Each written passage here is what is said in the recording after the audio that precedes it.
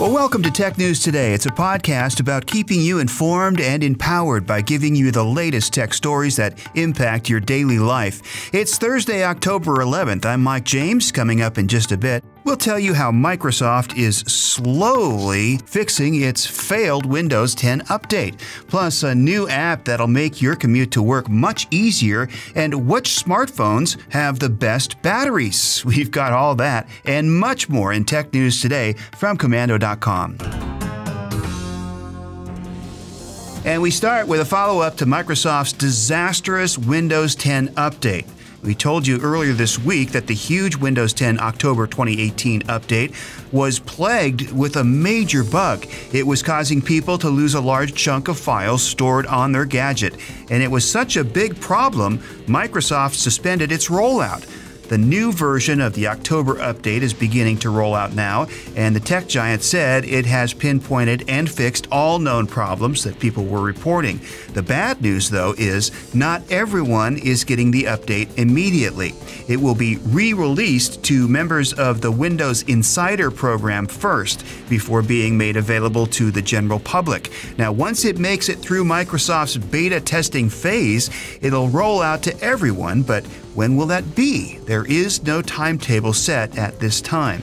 So if you want to learn how to become a Windows Insider, check out our article on Commando.com titled Microsoft Releases a Fix for Windows Should You Get It. It has everything you need to know about the original bug and how to become a Windows Insider. Well, have you ever used the navigation app Waze? It's a community-based app that gives you up-to-the-minute tips on how to avoid traffic jams and road construction while you're driving.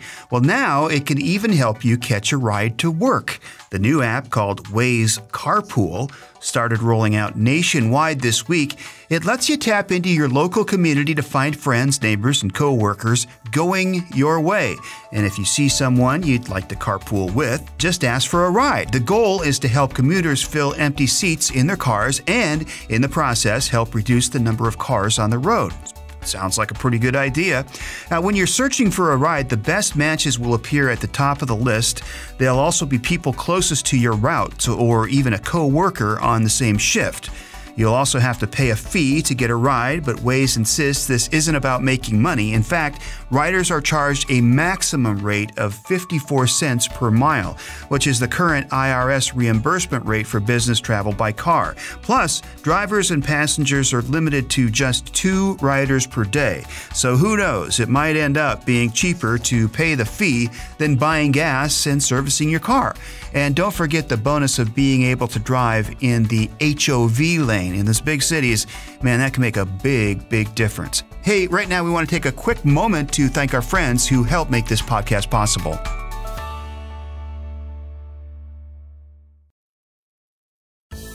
So what is it about a smartphone that makes you say, yep, that's the one for me?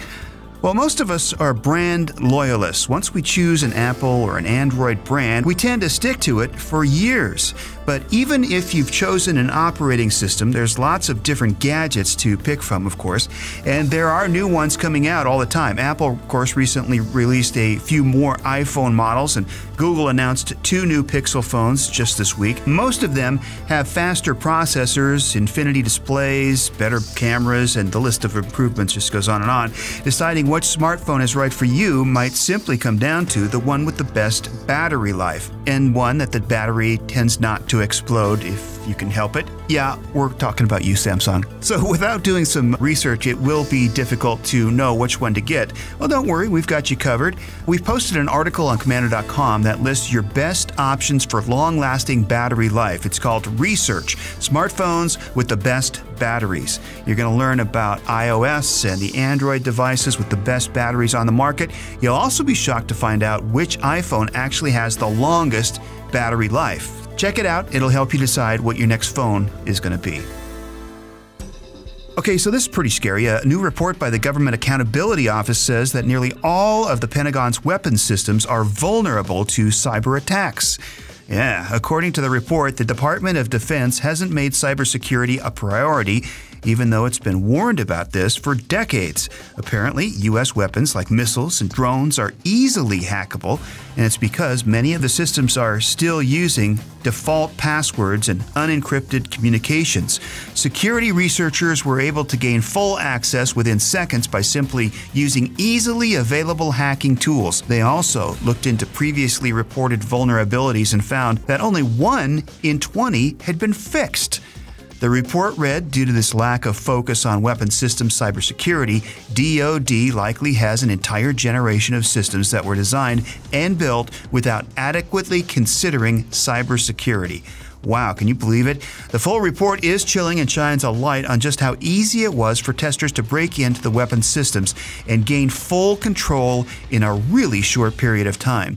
Making matters worse is systems operators were unable to effectively respond to the hack, so basically if someone takes over a weapons system, we have little recourse to get back into control. There may be some good news out of this, though. The report said that the Department of Defense has recently taken steps to improve weapons system security. Hopefully they'll get it all worked out. Now that's going to cost them, of course, a couple of $1 million. They could also just listen to the Kim Komando Show and do it on the cheap. But that's just me. Hey, if you enjoy your Tech News Today podcast, check out our other podcasts. You'll get tons of great information like our Consumer Tech Update, packed with facts, opinion, and introducing you to the latest going on in tech underneath the surface.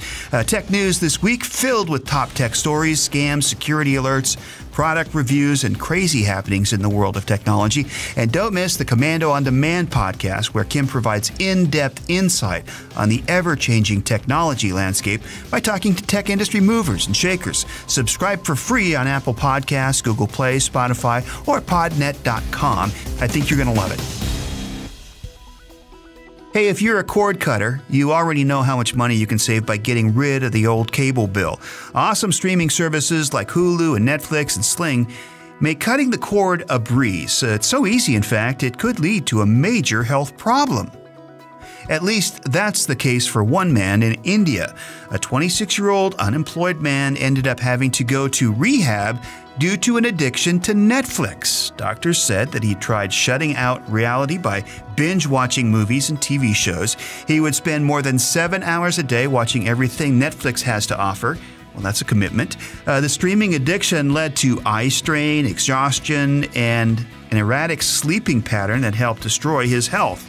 The unnamed man is now under the care of doctors at a mental health institution that normally treats drug and alcohol addiction. More tech news coming up. Right now, a quick thank you to our partners who help make this podcast possible.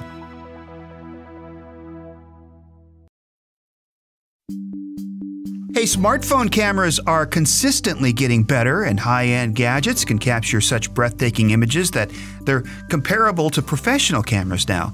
But do you really need 4 rear cameras on your phone? Samsung seems to think so. At least that's the rumor in the pipeline. The company is said to be working on the Galaxy A9 Star Pro that would come with at least 4 rear-facing cameras. The main one would be 24 megapixels, and the other 3 would go down in quality, all the way down to 5 megapixels. But don't look for extra cameras on the front of the phone. It's going to have a typical 8 megapixel camera on the front, so your selfie game won't be anything special.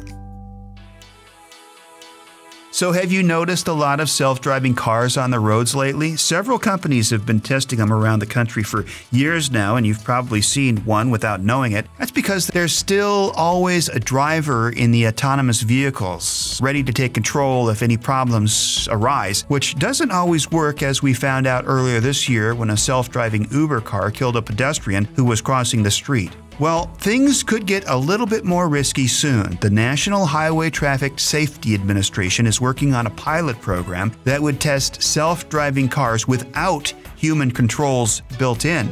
No more steering wheels or brakes or accelerator pedals. How's that sound to you? The agency is looking for public feedback on the program to see just how viable the vehicles would be. It also wants to gather data from participants on how drivers, pedestrians, and cyclists would take advantage of self-driving vehicles' safety features that are designed to avoid collisions. It may not be long till every car is a traveling party bus. Cha-ching.